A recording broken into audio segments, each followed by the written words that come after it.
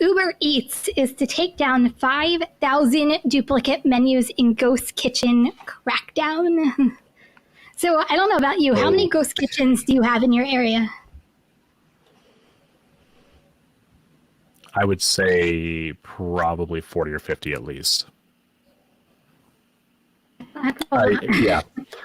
Yeah, 40. I'd say 40 or 50. And there's one restaurant that has like 8 of them alone. So and they have, you know what? I'm going to go on a tirade. I don't like that restaurant. Go ahead before I go on a tirade about this place.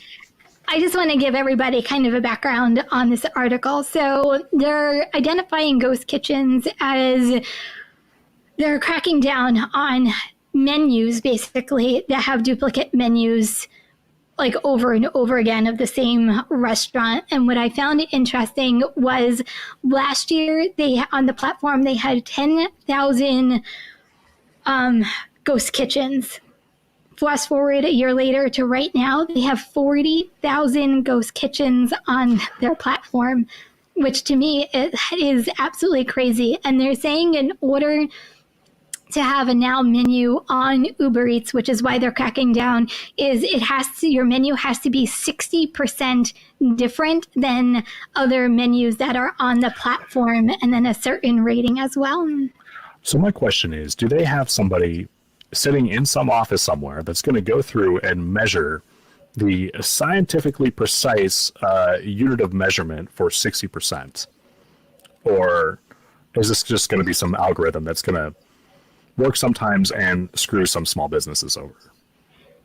Yeah, it's a very good question. I just know me. I'm just looking at a couple of people. They're saying like IHOP has 3 just in their area alone. I know me, like I have, I'm trying to even think of just regular Fridays. I think Fridays has 3 or 4 just in Fridays alone. So I don't know whether it's more geared towards, the mom and pop ghost kitchens or these like chain ghost kitchens that keep, duplicating the same things over and over. So the ghost kitchens themselves don't bother me so much. What does piss me off is when the employees don't know that they have a ghost kitchen. So I don't know if you've ever seen this, but I've seen drivers go walking into, I'll use Buffalo Wild Wings as an example. I saw a driver go into Buffalo Wild Wings once and ask if he was at Wild Buffalo Burger or something, Buffalo Burger. I can't remember the name of it. And the person working behind the counter was like, no, this is Buffalo Wild Wings. I'm sorry. And before I could get his attention, he was already gone, right? Like I was like, hey, bud, yeah, you're in the right place. And the employee just doesn't know. So I think what's more annoying than duplicate menus is when the staff doesn't know about it.